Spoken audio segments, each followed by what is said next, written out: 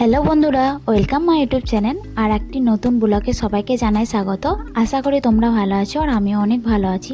আর এদিকে দেখো আমি সবারই জন্য ফার্স্ট আজকে ফ্রাইড রাইস বানাবো।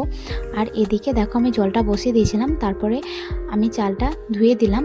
আর আমি বলছি তোমাদের দাদাভাইকে যে আমি তো ফার্স্টবার ফ্রাইড রাইস বানাচ্ছি, কোনোদিন তো বানাইনি সেভাবে। তাই জন্য তোমাদের দাদাভাই বললো তুমি যেরকম পারো সেরকম বানাও। তারপরে এই যে দেখো আমি যেই সবজিটা দেবো সেগুলো আমি কেটে নিয়েছি। এখানে বিনস, গাজর আর কাজু কিশমিশ আর মশলা আছে।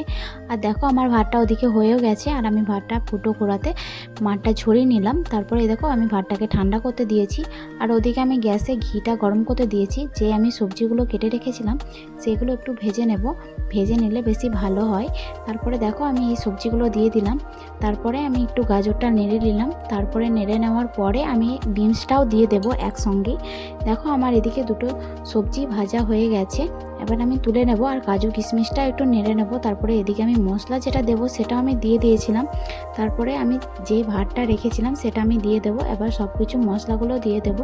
আর আজকে এই ছোট ব্লগটি তোমাদেরকে কেমন লাগলো তোমরা জানিও। আর তোমরা কি ব্লগ দেখতে চাও সেটা তোমরা কমেন্ট করো। Tata, by.